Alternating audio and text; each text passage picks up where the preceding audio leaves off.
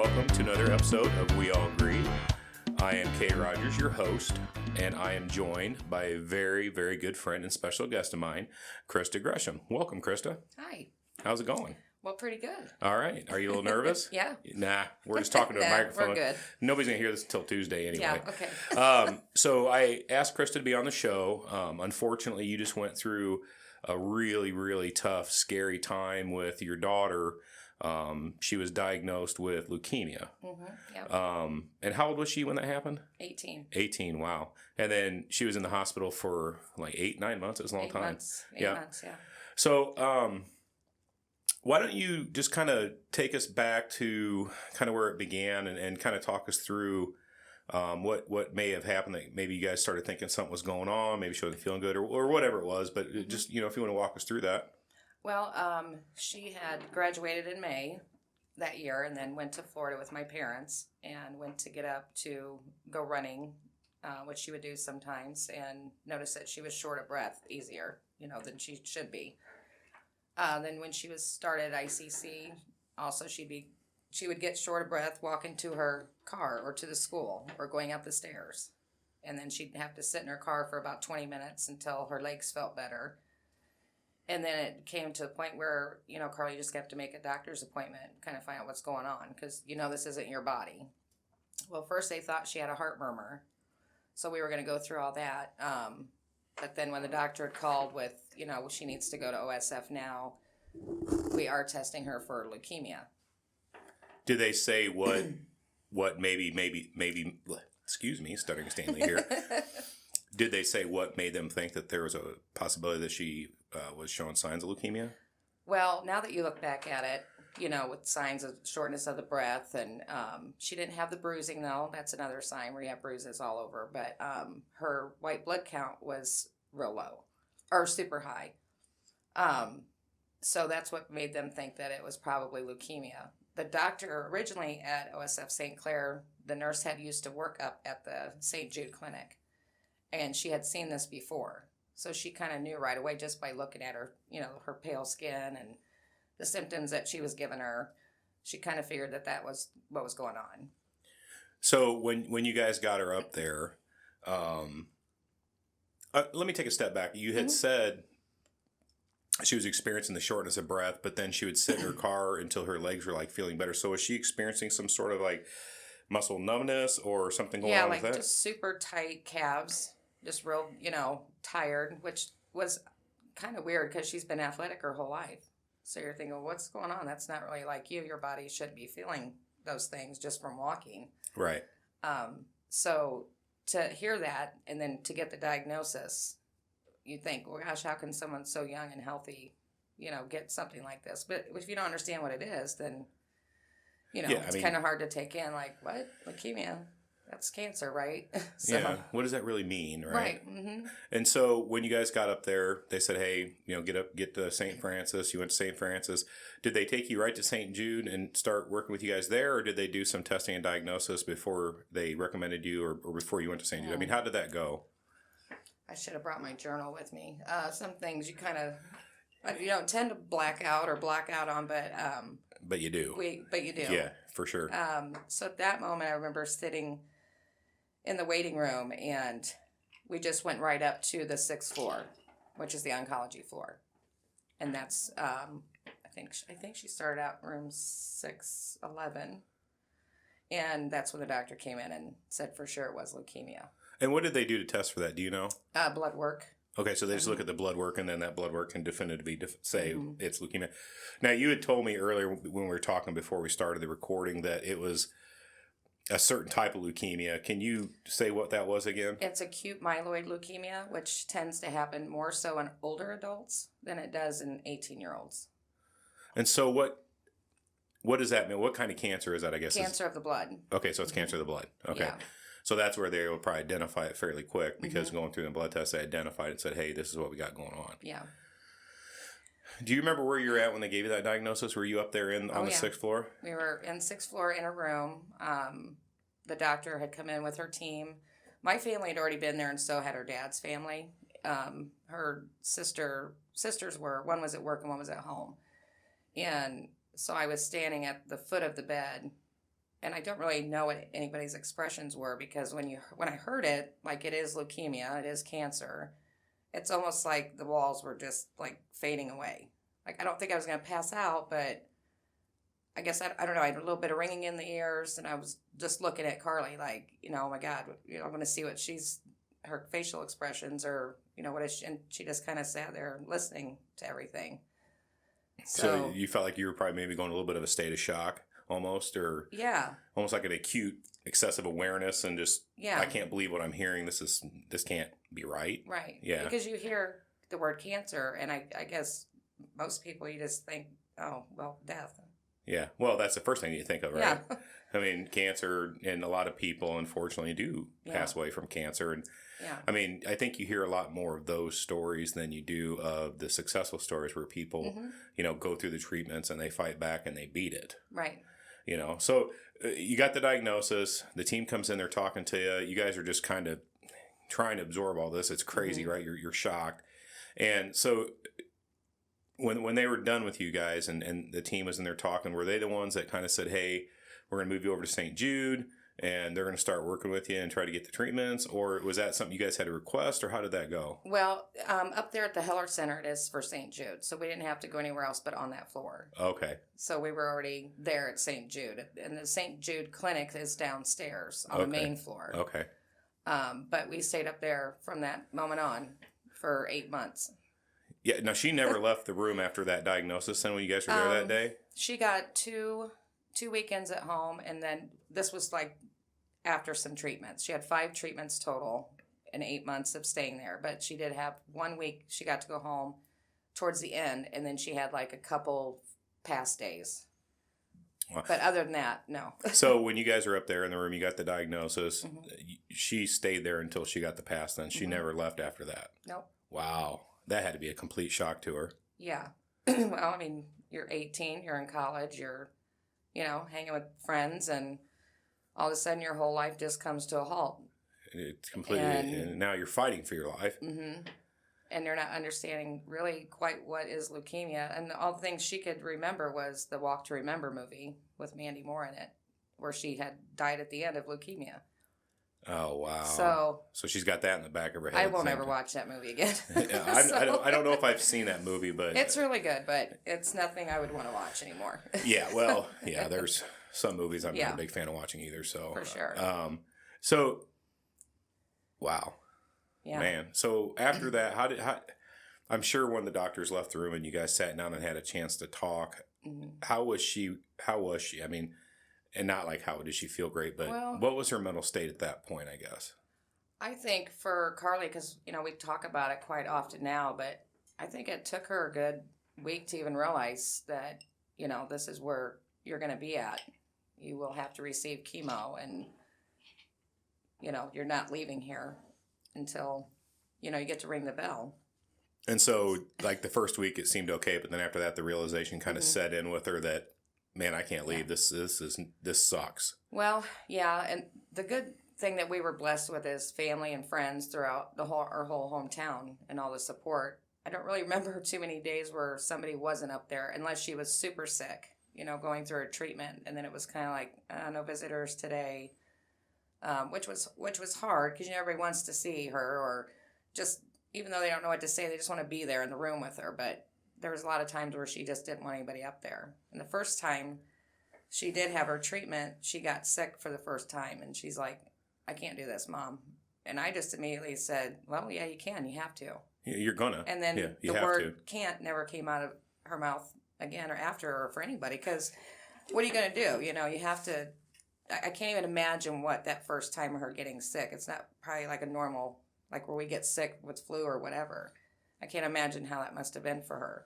And how were so she was doing chemotherapy, right? Mm-hmm. And what other, I mean, besides that treatment, were they doing other types of treatment, or was that kind of the only one she was doing? That was the only harsh treatment. I mean, other than different meds for, like, headaches, or there was unexplained symptoms here and there, that it was just kind of like a trial and error with her, because it's not something, like I said, happens with younger adults.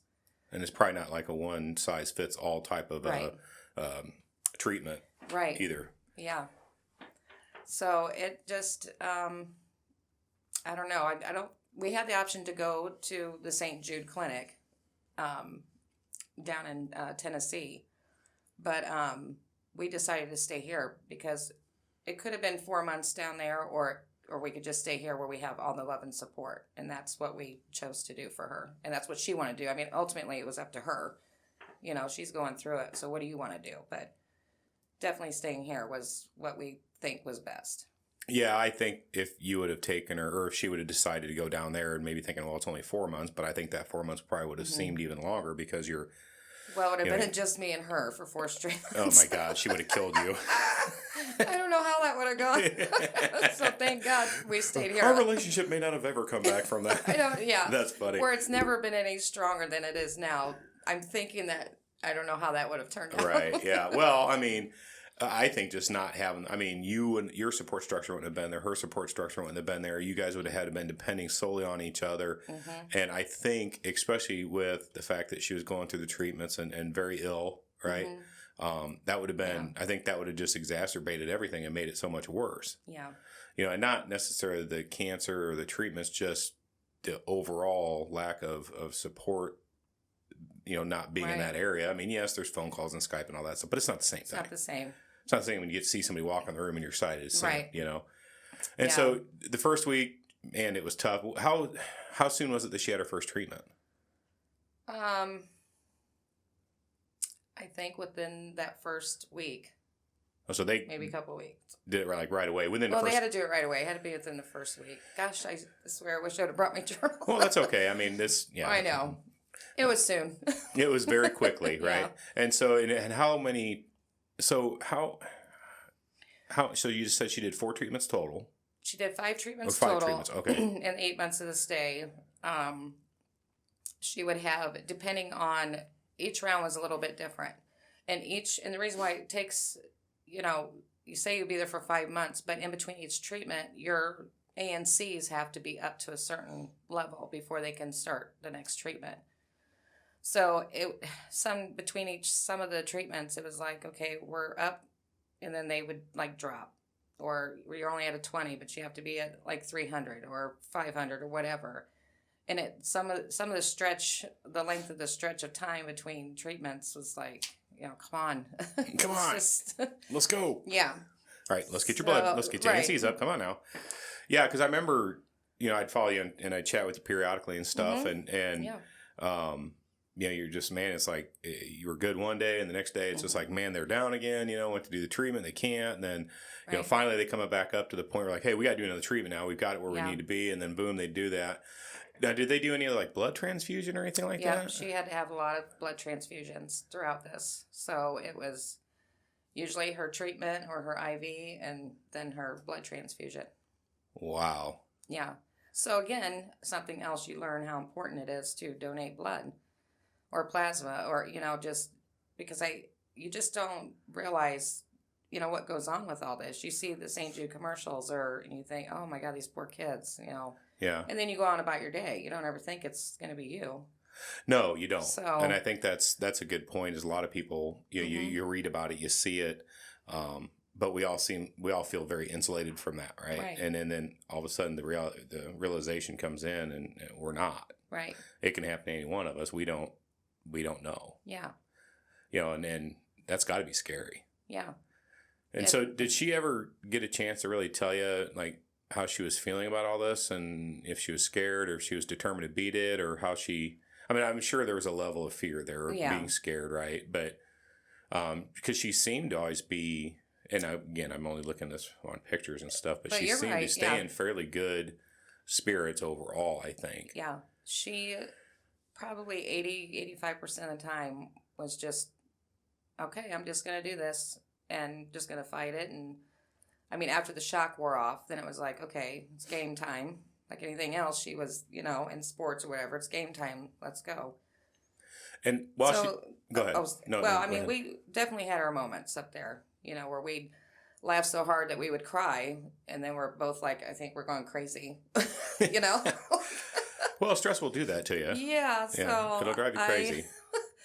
I wrote a journal for her every day. You know, I wrote exactly what was going on. My journal wasn't as full because I wanted to have her own special journal throughout this journey. And But for the most part, yeah, we kept the jokes going, and the support of our family and friends and stuff. I mean, we were very blessed through it, and not so many kids are. And we've No. actually lost a couple little buddies, one during the end of her journey and then one just recently. And you just think, man, I felt lucky enough that my kid was 18. She could talk about it or say how she was feeling, what her needs were. But all the kids up there, that are so young that can't, it's just heartbreaking. It is heartbreaking, and there's a lot of them up there. I had a guy on here. I didn't think I would tear up. That's okay. It's allowed. We all tear up. We've had some tough conversations. Yeah. I had a guy on here. His name is Brent Rassi, and he runs this Bearded Jerk, and he sells beef jerky, and then all those proceeds go to St.Jude. Yes. And I think just ordered a sweatshirt, in fact. Yeah, from did his you? wife, so yeah. Yeah, well, I sponsored one of them. My podcast is sponsored on the back of that. Yeah, great guy, Awesome. Great guy. And I had him. He did the interview here, and him and his wife have been great supporters of the podcast. And I think it's important that we talk about how important St. Jude is and the work that they do, because they don't charge anybody anything, right? No, and I'll tell you, it's so true, because when they say that all they care about is you are there for your child, you will have no worries. That's exactly how I felt. I didn't even think about any of that, and it didn't matter even if, for whatever reason, because of her age, she had just kind of beaten that. Right. Yep. But it doesn't really matter. I mean, it could have cost us billions of dollars. No, you just spent the money anyway. I mean, yeah, that's irrelevant. So, yeah. You're going to do it. Yeah. But in not short time, but in a short time, the first 4 months we were there, between my sister and Donna Fry, Designs by Donna Marie, and Edie Scott, and selling Huggies and jewelry and auctions, I think we raised a little over $9,000 in 4 months. Wow, that's center huge. Up there. Yeah, that's huge. So we were always busy thinking and trying to do, and between my mom and my sister running all my errands for me at the very beginning, and just trying to figure out, okay, this is different life coming. Right. So here we go. So let's try to make it as positive as possible and raise some money for these kids and try to keep that love going so we can save some more kids and they treat people from all ages, right? They don't have a cutoff. No. From my understanding, because I think that's what he was saying, is they don't have a cutoff. Yeah. They treat people from all ages. So I mean, that's and to be able to take away that stress off of a parent going through something like that is huge. Yeah. Because when you finally do beat it, right? Yeah. And you ring the bell and you guys leave and go home, the last thing you want to have to be doing is worrying about this stack of bills that adds up to about $500,000, right? Right. So that's, or more in some cases, right?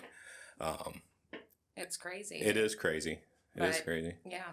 So what kinds of things did they have you guys doing up there in between times when you're kind of waiting on her ANCs to come back up? She had a treatment. Well, I mean, they always had visitors, Superman, Batman would come in, or characters would come in. Monster truck driver, Amy, darn it, I have to look her up on my phone, but she came up there and gave her free tickets. But of course, at that time, Carly got sick, real bad headache going on. She couldn't actually go watch them, or whatever. But they always have some characters coming up there. Was she a country singer or something? No, she's a monster truck driver. Oh. I don't know Amy Hoyd. Houde, I believe. Amy Hoyd. So it was kind of cool to meet her. She's got a really good spunky attitude, and all the kids, you just kind of gravitate towards people like that. Amy Hoyd? I'm looking it up right now, so I can't, the people that are listening can't see. Yeah, I have her on my Instagram. But she does, I don't know, she rides like dirt bikes and all kinds of fun stuff. So she's just like that all around. She's a tough woman. Yeah. Tiny and tough. Is she tiny and tough? Small and mighty? You gotta love that. Yeah. I don't think that's her. But we played, you want me to show you? Yeah, because the one I'm showing is like a cloud developer. I'm like, that's probably not her. No. We did a lot of Mario Kart playing up there too, and that was always like our fun nights. Oh yeah, on the Xbox or like It was Nintendo like, Wii or something? yeah, Nintendo. It was kind of, I don't know, it was on wheels, and it was just a huge kind of little thing. But that was kind of like what we looked forward to. And I can't find her. Oh, I don't have a connection. That's why. Oh, okay, that's fine. Anyhow, We can look it up later. But pretty sure that's her name, and I apologize if I misspelled that. But it was some newer kids might come up or something. And one day we had to go down for testing and came back in the room, and our machine was gone. And we're like, well, who the heck took our Mario Kart? hey, what the heck? And her nurses, I mean, everybody up there was so great. It really was like family, and Carly just met some amazing people, as so did I and the whole family. But it's kind of like, you guys don't own that. You know, you have to share. But it's kind of like... You're like in kindergarten, you guys actually have to share. What? You don't have more than two? Like, you know. What do you mean you got to share? Yeah, I don't want to share. Well, that's stupid. So, but, you know, we had it for a lot of the time, and that was kind of our late night, and our sleeping schedule was whatever at that point. Whenever her bodies wore out, she'd sleep, and that was it. Yeah. Or if when she had friends up there, you know, they might stay till 1 or 2, and I'd go sit out in a little waiting room and just kind of look out the big window over Peoria, and, you know, that's when thoughts kind of come and go, and then they leave, and I'm like, thank God, I'm tired. Can you guys please go home? Mm-hmm. Yeah. Because, I mean, they don't have the most comfortable chairs or couch to sleep on, but... But you stayed up there the whole time, right? You never went home. There was a couple times I did. One, I hadn't felt very well, so I knew I couldn't be up there. And I didn't want to put her in any kind of situation. Right. So I think it was a matter of maybe 5 days out of 8 months. Wow. Something like that. That's not a lot. Not even a week. So yeah, that's not a lot. Mm-hmm. No. And so doing that, did you have to quit your job so you could go do that, or were you able to take a leave of absence or anything? I resigned with the option to go back. Okay. But after all that time and stuff, I decided to go elsewhere when I got out. Okay. So, yeah. So it was good you were able to do that. But that's, of course, then that's got to be hard. Then now you got to start figuring out, once it's done, now I got to rebuild myself. And yeah, and I think that was the hardest part for both of us because after, of course, this whole journey, she did get to ring the bell. And so that was like the best and what does that mean when you get to ring the bell, Krista? You're cancer free. You're cancer free. Yeah. So she beat it. She beat it. And she got to ring the bell, and she's cancer free. And she's doing great, and back at ICC and working at OSF, and she looks great. Her hair, of course, is coming back all curly. Is it? Because she, and that's what she always wanted. So I was like, hey, winning. Oh yeah, she's winning. But yeah, that was probably one of the harder times too, because she always was one of those kids that couldn't grow her hair out. It just wasn't happening for her. And then finally it did get to a beautiful place, and then boom. It fell out. It started falling out. Her aunt went ahead, who does hair down at Positive Directions, finally came in and trimmed it off just to kind of get her used to, okay, we're going to start cutting it and kind of see. Slowly work your way to where eventually she's not going to have any hair anymore. Right.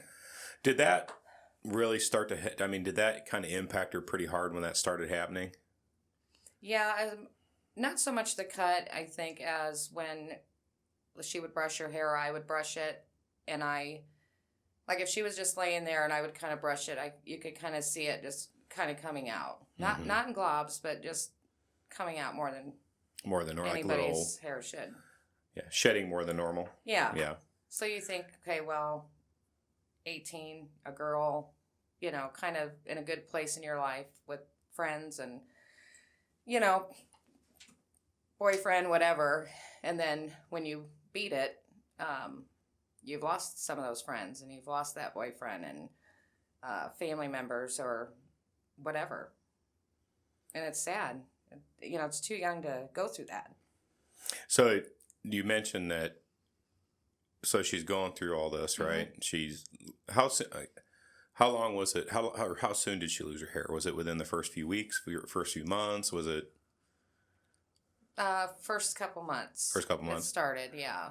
And then as this process is going, you mentioned, when you get through the other side and she's ringing the bell, she's done, she's starting to kind of get back to her life again. But somehow she'd lost some friends, maybe lost a boyfriend. How did that impact her when she was going through that? Because I'm assuming that kind of started happening before she was ringing the bell. So she was, was it kind of like some people just less and less started showing up, or was it more they just didn't answer when she'd text or something, or how did that go? Do you really know? Well, I do.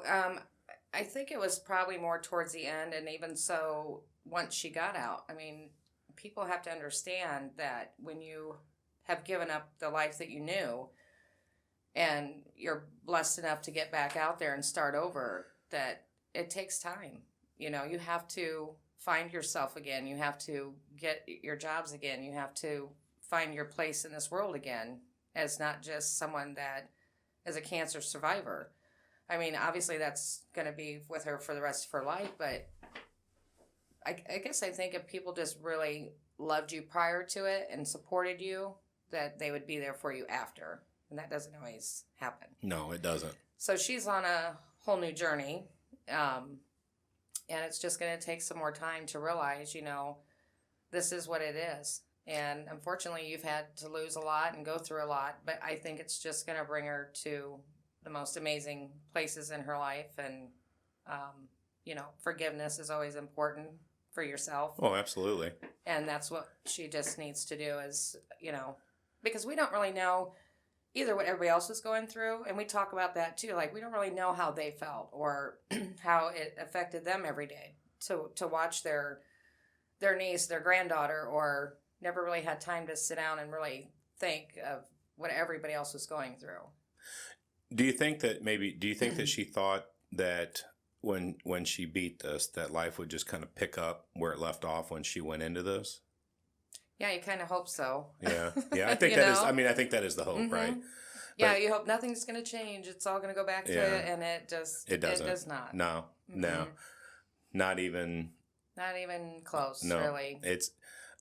I will say it life is very unfamiliar for a period of time when you start to try to relearn how to live and to your point, kind of find your place in the world again and discover who you are now and all those different things. And it does look different. Yeah. And I don't know if life is necessarily that it looks different, but I think it's that your viewpoint and your overall take on things is probably a lot different. Right. She went through something at that young age that most children will never have to do. Right. Thank God. Yeah. And so I would imagine her perspective is probably quite a bit different than a lot of kids her age, that haven't had to battle that. Right. They've had, I'm sure everybody has trials and tribulations throughout their life, but I mean, this wasn't just a trial and tribulation. She was fighting for her life. Right. And I think that would give her a much different perspective. Right. Different lenses to view the world through. Oh, yeah. And, she's very much like me as far as being empathetic and try to see the best in people and very passionate about what she feels or thinks. And, it can be overwhelming sometimes with all those thoughts and not understanding why, these people aren't around anymore or, just whatever it is. It's like they were there in the beginning, but where are they, when everything's hard, where are they now when everything's been great? I'm cancer free now, and where's that support? That's how I feel personally for myself as well. But. Right. Yeah. Well, yeah.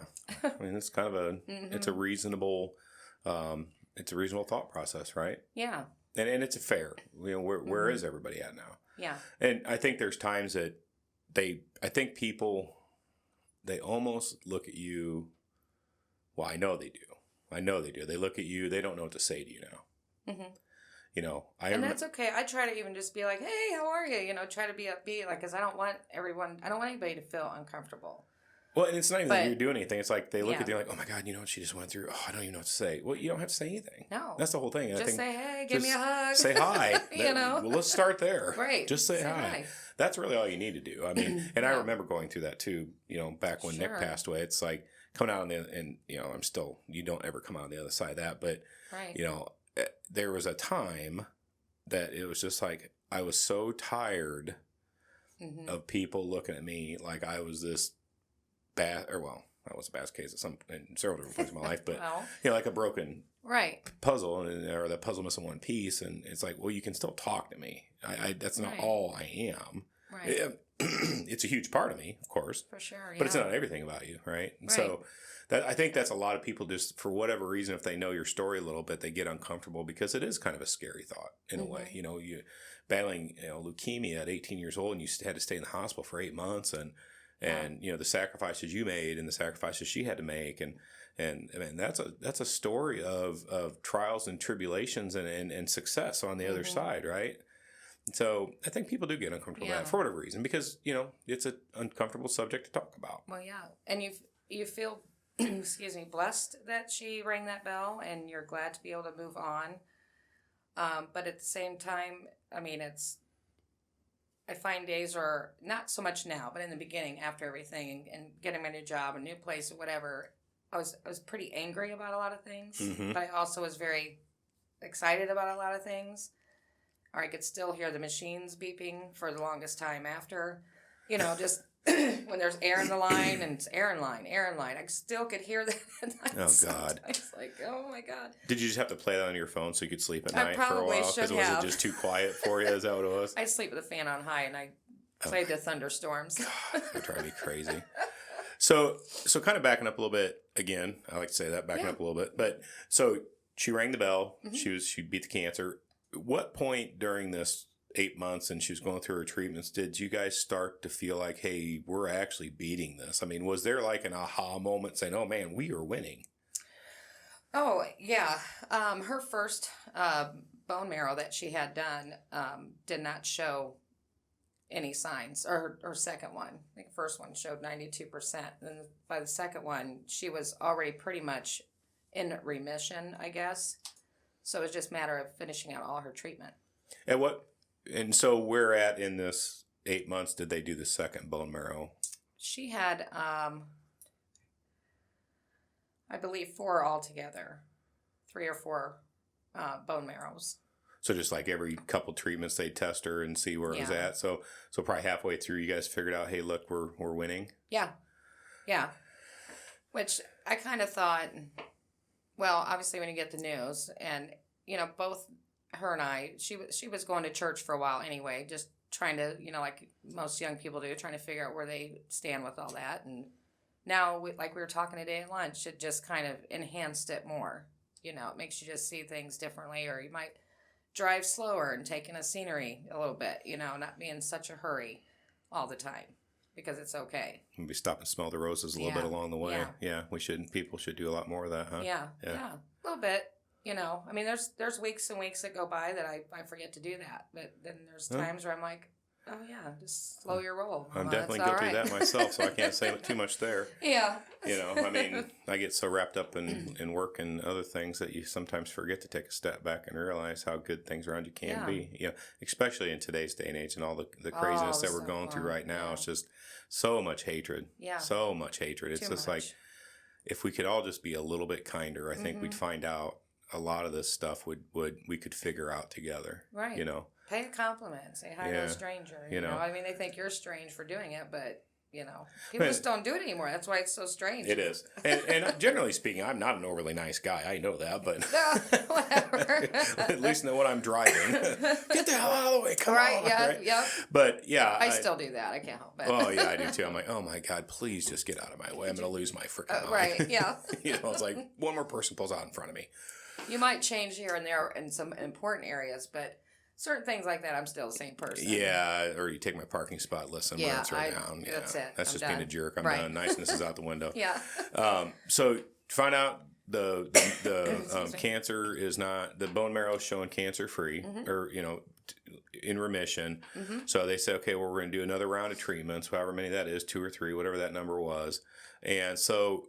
Was it at that point when you guys figured out, hey, it's looking really, really good, we're beating this, then the rest of that time, was it just almost like, can this just get done quicker? Because we know we're beating this. We got to be done. I know, yeah. Because she's still, with having the remainder of her treatments to do, she still was getting sick. Or there was times she was so weak that, I would have to bathe her. And, and then just the getting sick part, it's just a whole different kind of sickness. You know, it was so bad one time. I remember her just grabbing my leg, like, is it ever going to quit coming out? I mean, it was kind of like, what's that movie? The Exorcist? Yeah. I mean, I'm not kidding. It was that bad. Just so much, just constant. So to see that and not really knowing how that felt, but yeah, we knew we were going to win, you know, after about the first few days of being there. We got this, you know. Positive spirits, positive juju, lots of prayers, and everything. Just overall toughness. But just to have lady power. That's right. That's right. And then, but just to have to watch her go through it and finish all the treatments, we knew what was coming. She knew what was coming. Some rounds were harder than others. Yeah. But then she was going to go to one of the nurses' weddings and found out that she got to go home that same day. So that was a little much for me because I'm like, wait a minute, this has been my home for 8 months and literally she can be gone within the hour.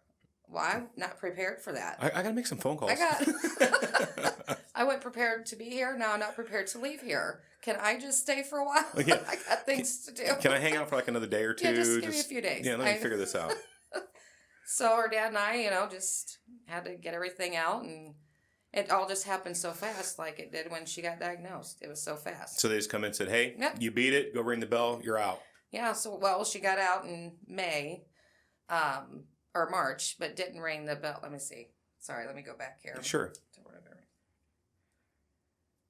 Yeah, got out in May, didn't ring the bell till June. So then we got to go back there, and, I mean, that's probably the best thing I've ever heard in my life was that bell. I thought she was going to knock it right off the ceiling. Like, yeah, get it, she girl. was ready. So she got out in May. How come she didn't go ring the bell till June? You have to schedule it, and okay. We had a lot of people that, you know, wanted to be there too at the same time, but you have to schedule ringing of the bell.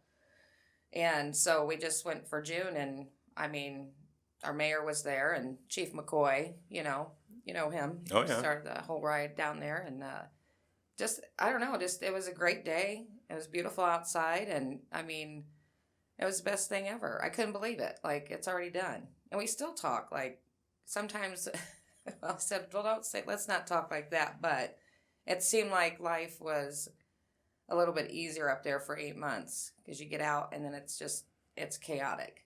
Yeah. You know, you got to get back to people need you or want you in your jobs and, you know, responsibility. And yeah, I got to go get a job. I got to find a place to live. I got to, and do all. I got bills to pay and all this stuff. Yeah. Wow. So, I think she's adjusted well, and I think we're farther enough, you know, down the road now to where it is a lot easier.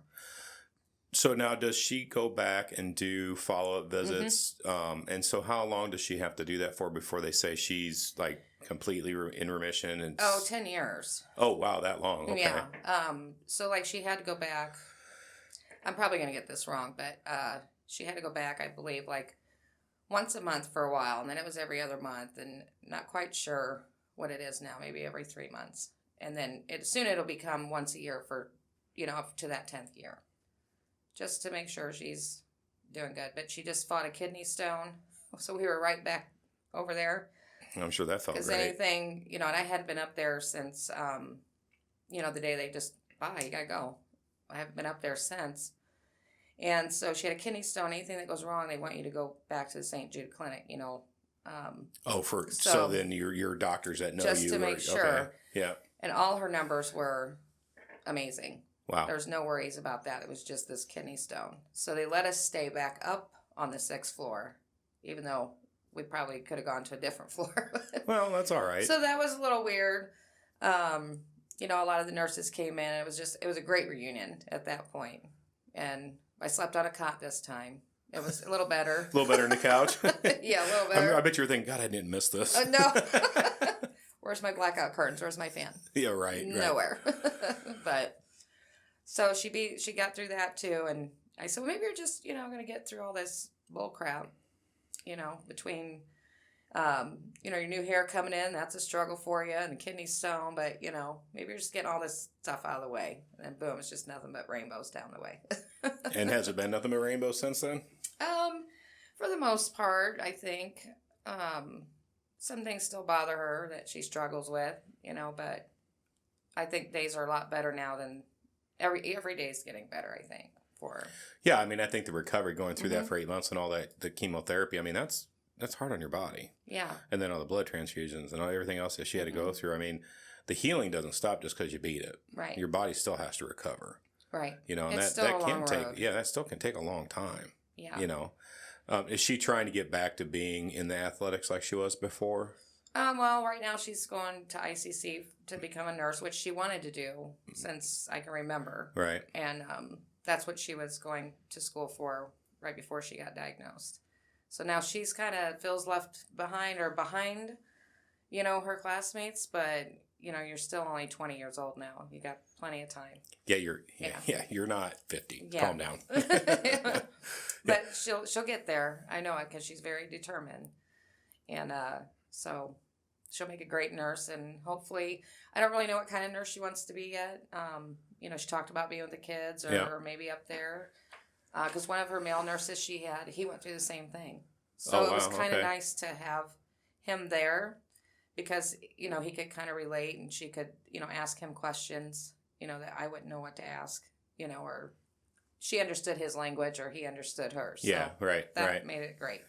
Well, and I'm assuming you guys made some pretty good friends up there. Do you stay in contact with people from up there? Well, Facebook, it's always yeah. great to see some of the nurses have had new babies and, are having another one. And, I mean, it's great to see how their lives are going, too. And because what a job. Oh. I mean, I work with elderly for a reason. I could not do what they do. No, because every success story, there's some that aren't. Yeah. And it's every age range. Yeah. And that's like you said, you had a couple little buddies up there that didn't win their battles. Yeah. And that would be really, really difficult. Yeah. And my new Christmas tree is white with orange and yellow ribbons. And last year, Mighty Levi was my angel at the top, who, sadly passed away of cancer. And this year I'm going to add Buddy Justin up there. Oh, yeah. He didn't make it either. And so they're going to be my angels on my tree this year. Oh, that's great. Yeah. So my friend Angela, whose son's up there, Parker, she made the ribbons for me, and she has a business, Cheeky Remix, and she donates everything from that to St. Jude. She makes all kinds of like ribbons and headbands and T-shirts and hats, and it's a really, really neat thing she's got going on too. Oh, really? So she donates all that up there to St. Jude and just, tries to keep the positivity coming in. Yeah. Yeah. Wow. So, yeah. A lot of people doing a lot of positive things out there. I got to figure out how to contribute to that. People have talents of sewing or jewelry or beef jerky, and I'm just thinking, well, what is it that I could do to help raise more money? Yeah, but you'll figure it out. You'll have your moment that you come up like, you know what? Yeah. I'm going to do that because that's what I'm good at. Yeah. I did the podcast because... Which is amazing. And I couldn't thank you enough for having me. I'm glad you finally... I haven't really talked about it since then. I just kind of... I don't know, not blocked it out, but kind of just going about my days. Well, you had to find your way, too. Yeah. That's not easy. Yeah. And it's a long road, And I'm glad you reached out to me and said, hey, I'm ready. I'm gonna talk about it. I'm like, great. Yeah. I'm glad you agreed to do it. I know it's not an easy conversation because it was life-changing for both of you guys. You sacrificed a lot. She sacrificed a lot. And you both had to rebuild your lives coming out of that. Yeah. So I can kind of understand where you had some hesitation and you want to do like, I just don't think I'm there yet. Yeah. And, I was that way too. And so that's why I get it because I know after Nick passed and I wanted to do, because we donated his organs and stuff and I wanted to do the organ donation advocacy work and talk about it. But I also knew I didn't do anything for a year.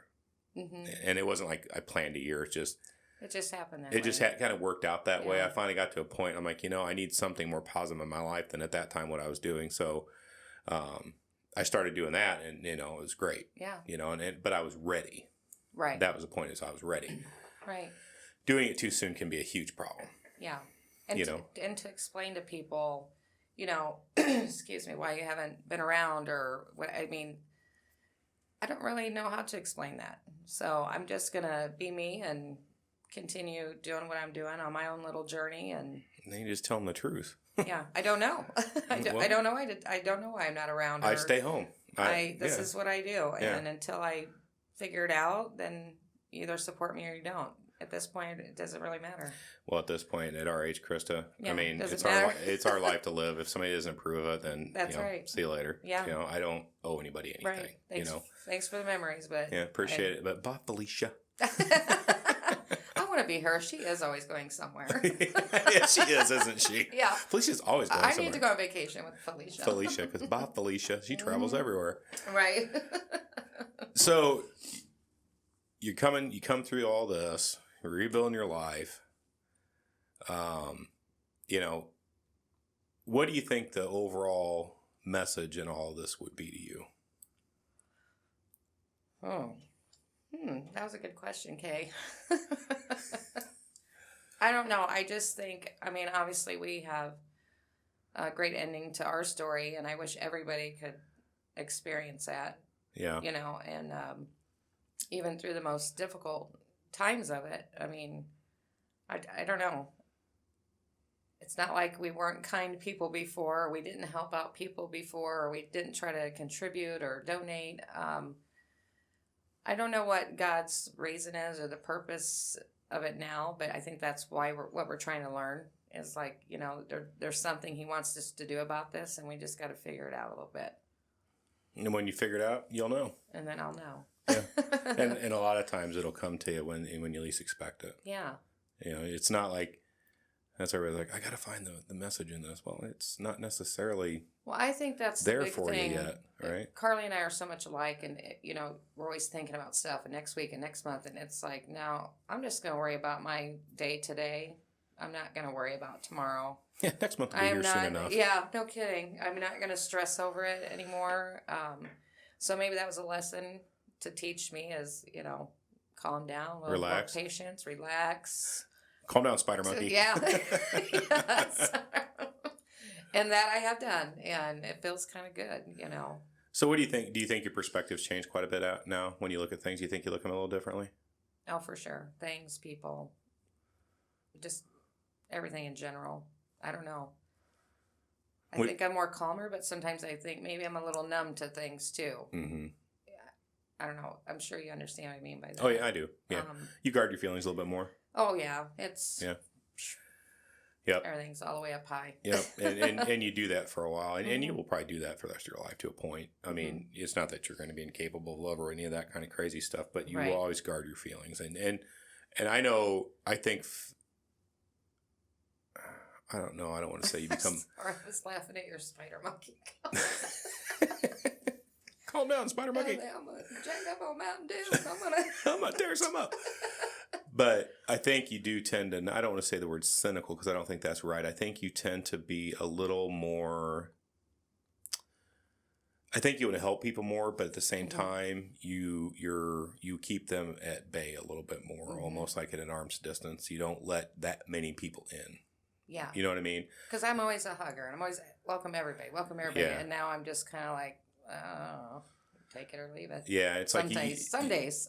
Your group gets small, and that's okay because I think, like you said, when you got done with this, you realize there's some friends that aren't there anymore, and so the ones that were still there, of course, you stay very close with. But then it's okay. The ones that didn't want to be there, they're not there now, and that's okay. That's okay. And your life is still worth living without them. So Right.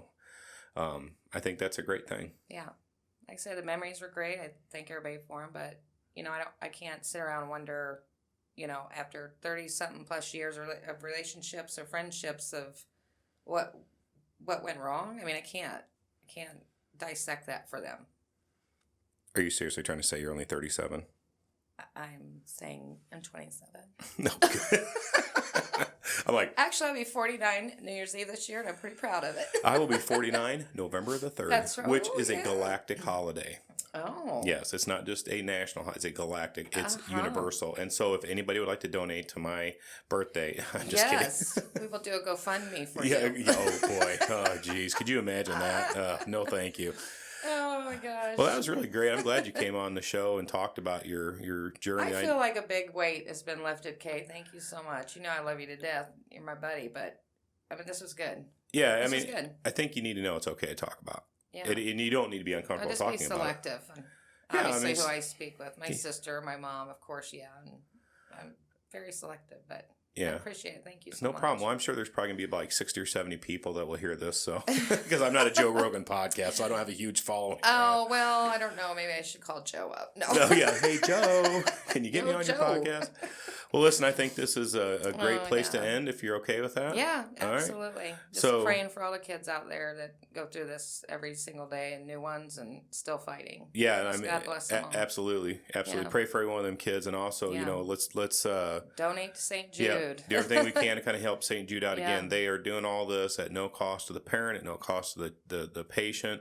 Mm-hmm. That's why they have the St. Jude Riders. They have the St. Jude run from Memphis to Peoria. Yeah. We have people out there selling beef jerky. We have people making Yeah. crafts and knickknacks, and just even if you can afford $1 or $2, that $1 or $2 can really help. Yeah. In that St. Jude. I can't remember what the exact number was. Brett was talking about that when he was on here, but I want to say it was like, I don't even know. It's like $3 million an hour, some crazy number It's like crazy. that. What it costs for St. Jude to be able to provide this service to parents and to children and adults that need the help and the care. Mm-hmm. So again, everybody, Yeah. please find a way to donate if you can. If you can Yeah. find it in your heart, go out there and just do even just a little something.